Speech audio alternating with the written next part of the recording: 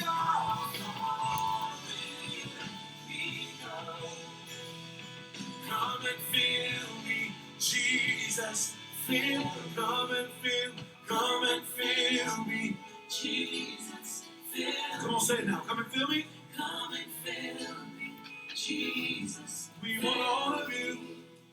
Come and fill me, Jesus. Come and fill me, Jesus. Come on, all across the room say, come and fill me, Jesus. How different your business would be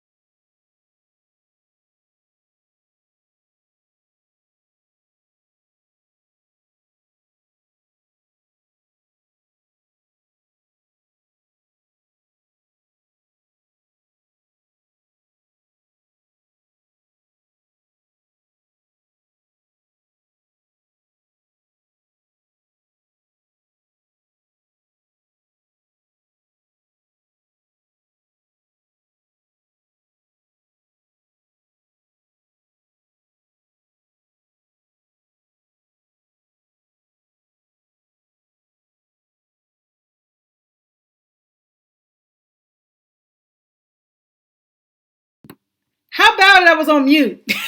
Thanks, Shanika, for letting me know. I was on mute, y'all. I'm so sorry. Sorry about that. Well, let me try it again.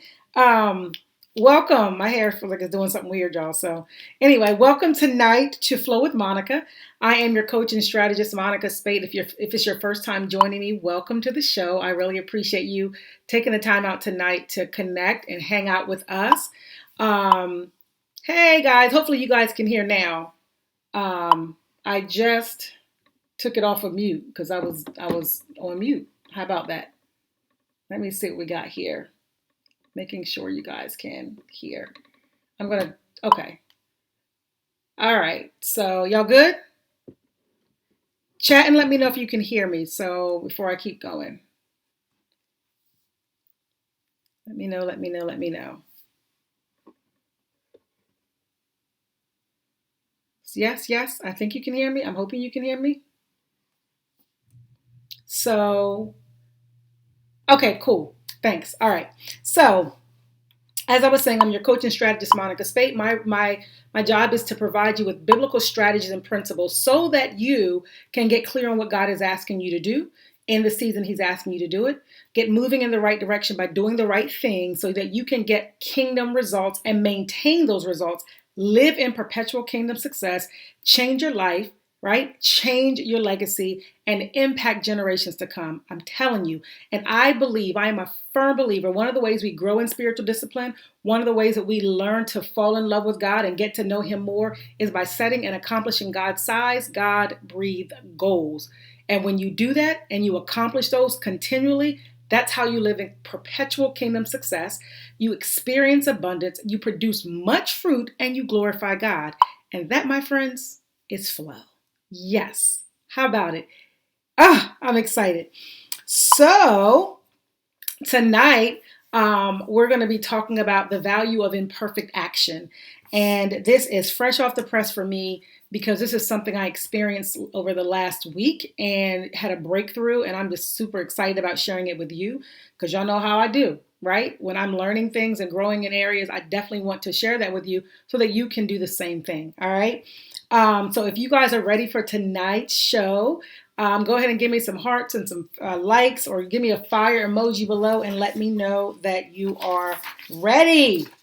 Yeah? All right. So I got two phones over here, y'all. You know how I do. I'm going to see if, yeah. All right.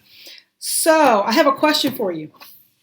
I want to know, have you ever struggled, or are you struggling? You can answer either one, with the fear of failure.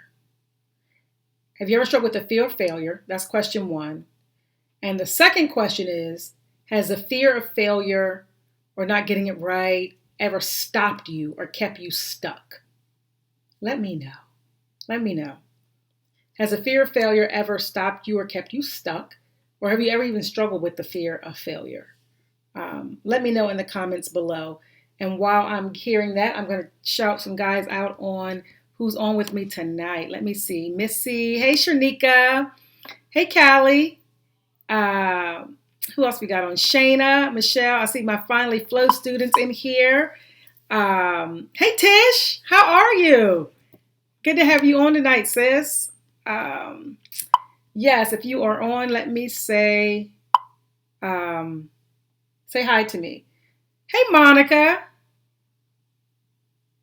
Hey, it's the Nadine. Yes to both of those questions. Absolutely. Listen, guys, let me tell you this. I struggle with it too.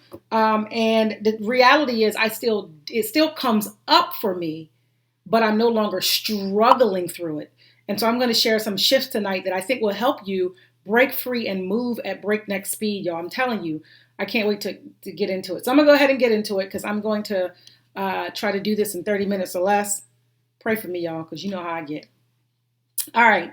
So let me tell you why I'm sharing this live. Let me tell you the backstory about this. So I have some of my students on this, so they may know some of the story. But many of you know I'm a coach, right? I am a coach. I'm a success strategist. I have been coaching for a while. I've been having programs and coaching and doing all kinds of stuff. And about a year ago, God called me into full-time entrepreneurship. A little A little more than a year ago now? No, about a year ago. It hasn't even been a year, y'all. Anyway, nonetheless, or has it? Anyway, about a year ago, God called me into full-time entrepreneurship. And so I've been in this journey. That's all well and good, right? And so at times I thought I've conquered certain fears and, oh, what if I mess up? And what if this happens? And what if that happens? But God helped me and I moved through some things. But what I'm realizing is, and I want to share this with you, at each level, right, of success, at each new dimension that God takes you to, you are going to experience fear at every dimension. Now, hear me. Experiencing fear does not mean that you are struggling with fear. It just means that it comes up for you because you're human. And I heard someone say today, it was really powerful. You can acknowledge the fear, but not embrace it, right? You can acknowledge it, but not embrace it. And so what I realized was God is shifting. So I recently launched Finally Flow, which is my intensive program for people who are really ready to take off and execute the things that God's called them to do. And my role is to help them strategically implement that, right? And so I did that. And so God is now telling me how he wants me to move forward. And as I was thinking about it, I just kept I was like, oh my God, I'm feeling all this fear come up. What if, and what if this isn't, and what about this? And all of this fear was coming up for me. And it really lingered around for about a week. Now, as it was there, I wasn't I was still moving and doing my work. Let me just be clear. I was still executing, but I was really struggling. My mindset was, I was really struggling in my mind. And so I had a conversation with my coach. And as we worked through this, these three things came up for me in this coaching session. And it just really broke me free. I'm telling you, it allowed me to see clearly, make some moves, and just exit. Oh, whew, I get so excited. So I want to share these three shifts with you because what happens is every time we do something new or God's moving us into something new, we start to question and stutter step. And I don't know, because we're afraid of a few things. One, we're afraid that we might disappoint God. Real talk. Unfortunately, in the church world, we have for years, in a lot of ways, we have preached a lot of judgment, hell and brimstone, and get it right and do this and do that. And if you don't, God's mad at you kind of stuff. And so we carry this fear of disappointing God. We carry this fear of him being mad at us for not getting it right. Okay. And so as we do that, right, we want to move. Everything in us is like, come on and go. But there's something that's holding us back. This fear is holding us back because we can't fail. Because if we mess up, then by all means, God's going to be angry with us, which is a lie. Let's be clear on that. That is a lie. All right. And so the reality is there is not a straight and perfect line from God's mouth, if you will, or the Spirit of God to your execution. It is not a straight line. God said it and I did it perfectly and woo, look where I am. Absolutely not. As a matter of fact, when I share these three shifts, you'll understand why that isn't even the best course of action. Why we need imperfect action in our life. Oh, y'all, it set me free. I'm telling you. All right. And so what I want to do, let me read some comments before I go on. Then I'm going to hop into shift number one that I want to share with us. Let's see. It's been weird for me. It's been pushing me further. That's what Missy said.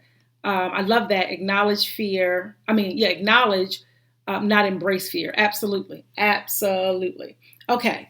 So let me hop into the first mindset shift that first mindset shift that moved me and reminded me why I can have perfect obedience with imperfect action. Somebody put that in the comments. Perfect obedience with imperfect action. How in the world does that happen? Well, let me be clear. When I talk about perfect obedience, I'm talking about obedience that is the motive of the obedience is a right heart, right? You're obeying from the heart. You're not obeying from behavior. Let me say that again. When you obey God, you are obeying him from a heart place, a position, not from behavior. And so often we think of obeying God simply as doing the right thing. And the right thing means we didn't mess up. The right thing means we didn't fail. We talk all of this, it's no failing, only learning. We say all those nice things, but we don't actually live in it because we stay stuck when we mess up. Right? And so I want you to understand that perfect obedience with imperfect action. So the first thing that I want you to understand and why there's such a value, and God showed me this last week, in imperfect action is because it's the number one reason. And probably when I say it, you'll be like, oh, that makes sense. The number one reason is it forces us, I shouldn't say force, it causes us, it gives us an opportunity, I should say, to rely on God. That sounds really simple, right? We know we should rely on God, we should trust. Well, how does imperfect action do this? It's interesting. The reality is, if I am perfect at executing what God calls me to do, if I'm perfect all the time at execution, pride sets in. Pride sets in. It is so easy to believe that in our own strength, we're able to make things happen. We're responsible for the outcome, I should say. So God gives us the responsibility to execute and do all these things, and He shows us how to do it. He gives us the power and the strength. But when we're always perfect, which nobody is, when we think we're always perfect, it actually opens the door for pride to set in. And the Bible tells us that God resists the proud, but gives grace, not just grace, more grace to those who are humble, those who understand their position is under God, is in Him, that He is preeminent in their life, and His authority, His rule reigns, and that we're always relying on the fact that I just don't know what to do sometime. It is okay. I don't have to know all the time. I don't have to know. So the first thing that happens is that I'm telling you, it will have you in God's face.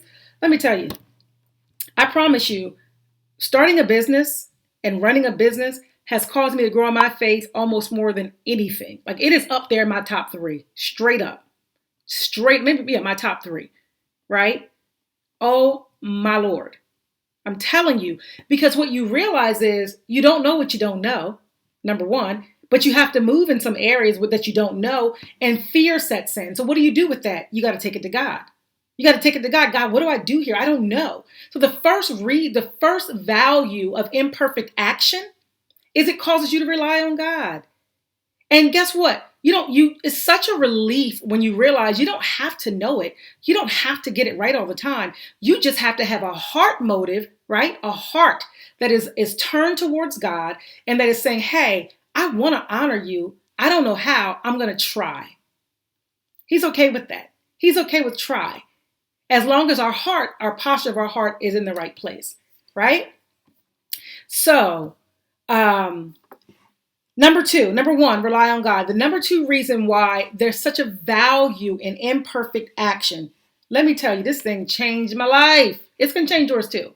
Number 2, it causes you to get help. Now, why is that important? So we know that we need other people. We know that God made us as interdependent beings and all that stuff. We know that we need help from people, right?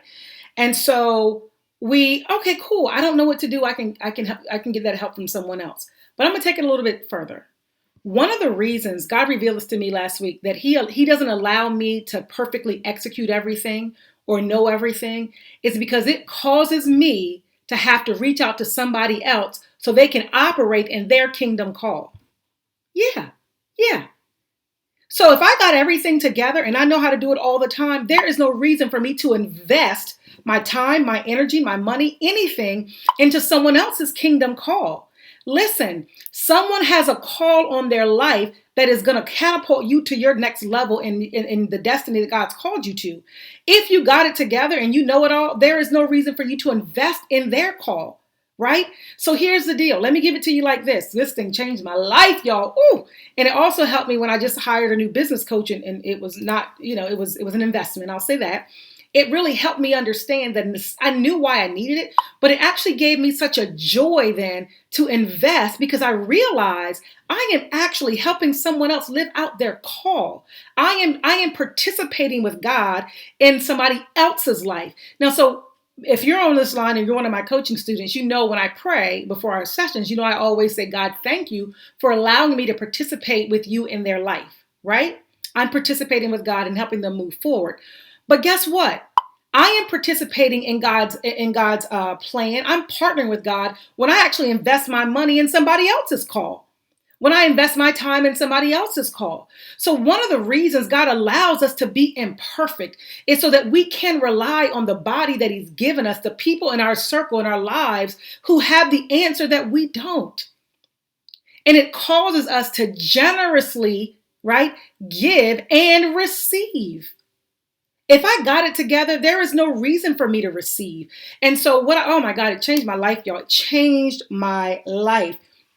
And I'm going to be honest, if you can look at David in the Bible, right? When David was called to be king, he didn't know what he was doing, y'all. He didn't know what he was doing. He did not know what he was doing. He really didn't. It was a mess. Talk about imperfect obedience. Imperfect action, but perfect obedience. Come on, tell me, somebody in the comments, what did God, we're my Bible people, what did God call David, right? He was a man, what? Somebody put that in the comments. What did God say about David repeatedly, right? And so he referred to David in a certain way repeatedly. And wait till I get in the comments and then I'll say it. He referred to David this way repeatedly because his actions weren't perfect, but his heart was turned towards God. Come on here. And so when I realized that I don't need to know everything, that the reality is there are some things God won't even reveal to me until I invest in somebody else so that I can get what they need so they can then live in their call. That is what this is about, y'all. And I said, come on, Sister Nadine. I knew you was going to give it to me. He called David a man after his own heart. What? Okay, let's just do a real quick recap of David. Murderer, right? He was an adulterer, right? David lied. David did a bunch of stuff, and God repeatedly called him a man after his own heart. Now, if what we were supposed to be doing and how we should be doing it should be perfect action, and we should never mess up and we should never fail, then God could have never called David a man after his own heart. And he's saying that to you. Callie's a girl after my own heart. Nadine is a woman after my own heart. Missy's a woman after my own heart. It doesn't matter that the action is not perfect. If the motive is pure, the action can be imperfect. Oh, come on. This thing, it helped me so much. Because when I was talking to my coach and God began to reveal these things to me, guess what? If I had not invested in my coach, if I had not invested in her, the clarity that I needed in the moment may not have come, or it could have come much later. I was able to accelerate a shift in my life because I obeyed God, one, invested in a coach, two, and through the conversation, her call connected with what I needed and opened the door for me to now move into a particular place to move my destiny forward. Yeah? Come on, y'all. Ooh, I'm going to calm down because y'all know it don't take much of me. Oh, my God. Let me read some comments here while I calm down because y'all know I y'all, let me tell you. Yes. All right. So let me say this last thing. That was point number 2. Number 1, we rely on God. Number 2, you get the help that you need. And you get to invest in somebody else's call. You get to partner with God. I want y'all to get that. You get to partner with God. So don't be afraid to ask for help. Think to yourself, I get to partner with God because when I ask for help from somebody who can help me, I am allowing God to work through their life. I am allowing the light of God to shine into a place in my life where I can't see. So we don't have to be afraid to ask for help. And it really helped me understand I don't need to be perfect. And I'm going to share a story at the end if I remember how this even came up for me and why this whole thing of perfection. And the thing is, I know, just like you probably know, we know we're not perfect. We say it. We say things like, we have to go through the process. We know we have to try. We know we fail sometimes. We talk about that stuff. But what happens is we don't believe it. And I know because we're stuck. When you're stuck, and you live in fear of failing or missing God or doing something wrong, and you don't move because of your past history and things that have happened that's now, hindering you today because of something you did before, you failed before, you messed up before, or whatever the case may be. Because you're stuck, it is evident that you don't believe that you shouldn't be perfect. You actually have a belief system that you should do it right all the time. You don't say it. You think you don't act like it. But the mere fact that you get stuck says, because of something that you did wrong and it hinders you, says that you actually have a belief that I should be perfect in this. I'm telling you what my coach told me, perfection's an illusion. It's an illusion. It's a smoke screen the enemy puts up so that you don't get behind the screen and see what's really going on. You hear me? No, no, no. None of that. None of that, y'all. No more of that. Let me see. I'm going to calm down. I'm going to give you my third point, and then I'm going to be done, y'all. I'm going to be done on time. All right, let me give you my third point. Point number 3, right? Point number 3. of why imperfect action is so valuable in our life. It's so valuable in our life.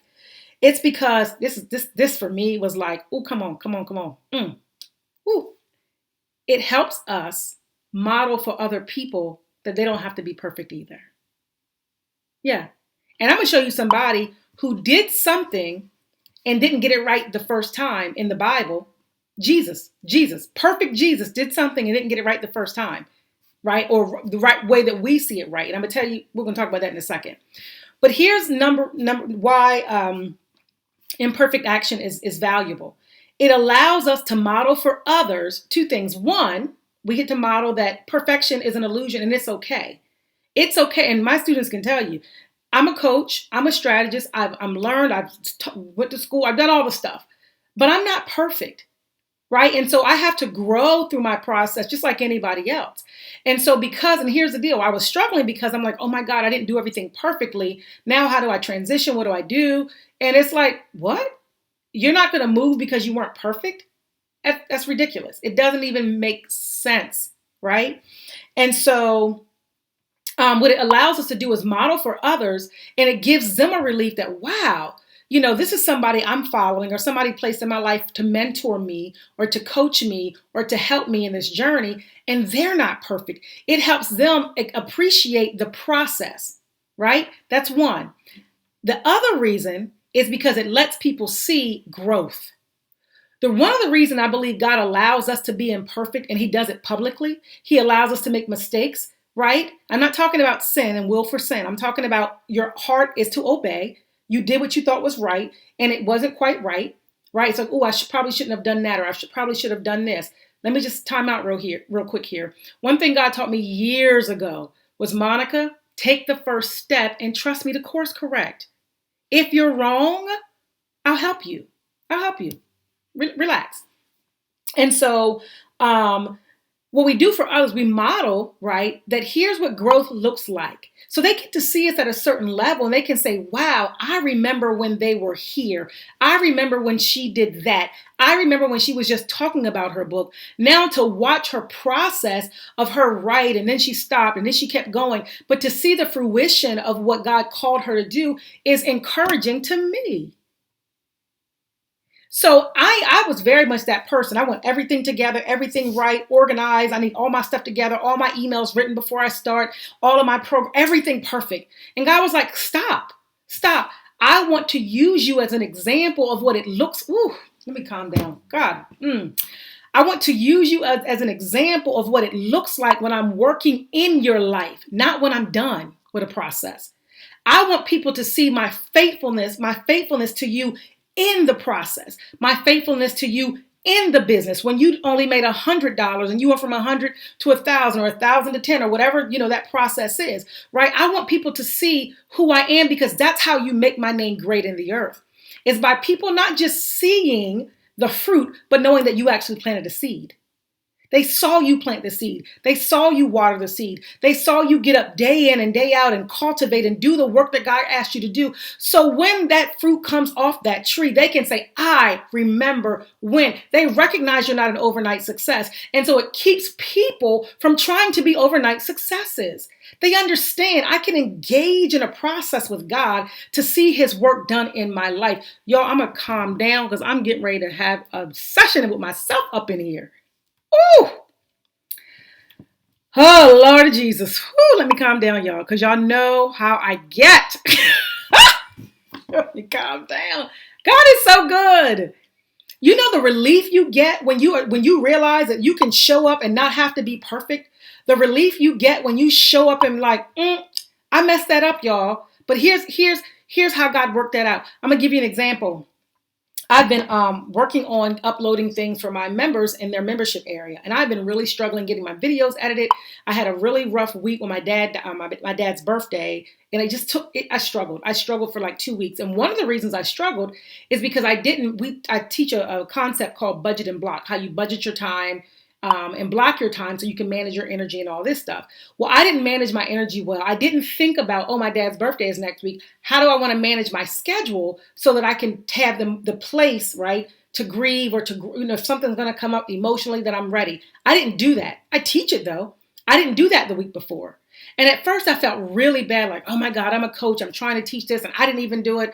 And God helped me like, Ann, what are you telling your students? I'm telling them it's a process. I'm telling them don't get tied up into being perfect. I'm telling them, hey, this is a new concept you may be learning. Or as you learn it, it may shift for you. But here I am feeling bad because I made a mistake or because I've dropped the ball somewhere. My heart was in the right place. My emotions just wasn't cooperating, y'all. And so what God helped me understand was you don't have to hide in the shadows because you made a mistake. So what I did on our coaching call last week was I said, hey, I got a teachable moment. Here's what happened. Here's why budgeting your time and your energy is so important, because this is what happens when you don't. They were gracious. I love my Finally Flow students. Y'all know if you on here, I love y'all. And so what I realized was I was able to say I messed up and be okay with it. And not feel bad and carry that thing. I rebuke that spirit of shame and guilt over your life that keeps you from executing the work God's called you to do. We've all messed up. We've all sinned and fallen short of the glory of God. But if you have the right attitude, right, you will please God and honor him even with your imperfect action. Move. Do you hear me? Move. Move, move, move. I'm going to give you this real quick story. I'm coming up on time. I'm going to give you this really, really quick story about Jesus. Right? Mark chapter 8, Jesus healed the blind man. And here's what the Bible says. I'm just going to read it to you, right? It says, they came to Bethsaida, and some people brought a blind man and begged Jesus to touch him. He took the blind man by the hand, and he led him outside the village. When he had spit on the man's eyes, he put his hands on him. He said, what do you see? Or Jesus asked, do you see anything? And the man said, I see people. They look like trees walking around. Once more, he put his hands on the man's eyes. Then his eyes were open. His sight was restored, and everything he saw clearly. He sent the man home saying, don't even go into the village. And it goes on to the story. Now here we have Jesus. Jesus, perfect, Son of the living God, who went to heal a blind man, put his hands on his eyes, and the first time, the man did not see clearly. Wait a minute, Jesus, because you're Jesus, right? How did he not see clearly the first time? Because you're Jesus. He did it the second time and the man saw. And I was watching actually a TV show and somebody actually brought this verse up and said, it was, she asked her mom, like, why does Jesus put a story in the Bible where he was imperfect? Like, why would he do that? And they had a dialogue. But as I was sitting there, the Holy Spirit spoke to me, and I'm going to speak this to y'all. He said to me, the Bible isn't written for me, Monica. It's written for you. I want to show you that it's okay to keep trying. He could have done it right the first time because he's Jesus, but he was gracious enough to show us, here's what you do when you don't see clearly the first time, you do it again. Come on. Jesus, the perfect man on earth. He's a son of the living God, does all things well, no sin in him. And he put his hands on a man the first time and he did not see clearly. Not because he couldn't, but because he said, I love you enough, Monica, to let you know that perfection is an illusion for you. Because we have a sinful state, not for Christ, but for us. So he was modeling for us. It's okay the man didn't see the first time. Because here's the thing, the outcome was already set. That man was going to see, y'all. You hear me? That man was going to see, and he did. And so whatever it is God is asking you to do, you may not have got it right the first time. You may have messed it up for years. I don't really care. What I said last week, and I'm going to say this again, the dreams God gave you did not originate with you. You don't have the right to get rid of what God gave you because it wasn't yours in the first place. You pick those dreams back up, you dust them off the shelf, and you go back and say, God, how do we execute this? Not perfectly, but I'm going to have a heart of obedience. I'm going to obey you perfectly, but my actions might not be. And it's okay. So listen, if you have written yourself off or you keep beating yourself up because you keep being inconsistent and you keep struggling, oh my Lord, stop. It's a trick of the enemy to keep you stuck, and I rebuke it. I'm just saying, don't agree with it. Don't embrace the lie. Acknowledge that it's there, but don't embrace it. Don't embrace it. Ooh, my Lord, I'm calming down. Okay, so I'm at my time. So I hope this was helpful. I went a little bit over, but I hope this was helpful. I pray that you were encouraged by tonight, and that you remember you can perfectly obey God and do it imperfectly. That the reasons God allows us to have imperfect action, is because He is showing us that we need to rely on Him. He's reminding us that we need to get help from other people and invest in their call, right? And number three, he modeled for us what we could also model for others. That it's okay to get up and we can watch the process happen, right? And people are encouraged by that process. I'm so excited, y'all. I'm so excited about what God is doing in your life, in this group, those who are working with me, those who will work with me. I'm really excited. So, yeah, I'm gonna be done. So here's what I want you to do. Here's your call to action. I want you to identify at least one thing that you've been dragging your feet on. One thing God's been saying, come on, I need you to move. I don't care what the step is. One thing you've been dragging your feet on, and I want you to take action this week. Take action this week. Obey without hesitation, even if you have reservations. Obey without hesitation, even if you have reservations. I want you to obey, and I want you to come to our group, and I want you to hashtag I took action and share what happened. Share what you did. Share whatever action God told you to take that you actually said, you know what, I'm just obeying. Y'all, leave the consequences to Him. Just do what He asked you to do. And I promise you, you will be so amazed, and you will live so free. Ooh. I'm going to read a couple comments, and then I'm going to hop off of here. Tanika said, don't go. This was way so good. Thank you. Makisha says she was encouraged. I am so glad. I'm so glad. Monica said it was wonderful and an awesome word for her. I am so grateful, Monica, that this was a blessing to you. Let me see. Missy, lovely. I'll share my experience with you. This perfect illusion that I experienced soon. All right, Missy, I'm looking forward to it.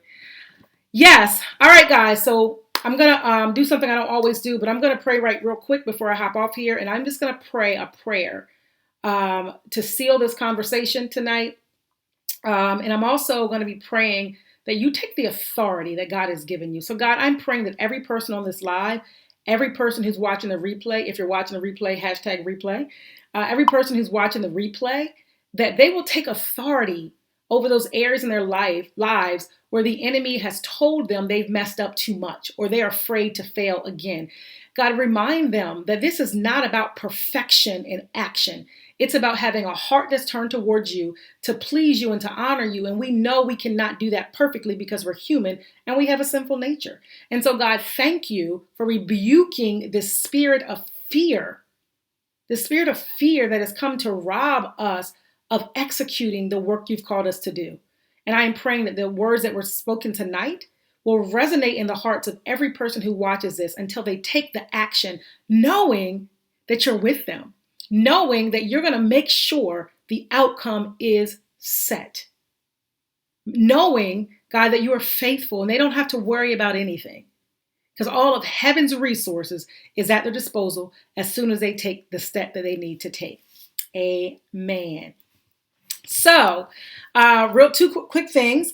I know I've been sharing with you guys about my coaching program, Finally Flow. It's going to be opening soon. I actually have pushed the date back after getting some clarity. I'm excited about it because I'm upgrading some things in the program that's going to be a massive value for those who come into the next program. So what I want you to do, if you're interested, if you're interested, just go ahead and I'm going to put a link in the comments and you can actually just sign up on the wait list and I'll send you all the information out as it comes. But it's going to be amazing. So I'm really excited about that. So thank you guys for hanging out with me tonight. I'll see you again next Monday. And remember, you are wired for success. I want you to remember that you are wired to live fulfilled. And most of all, you are wired to flow. Until next time.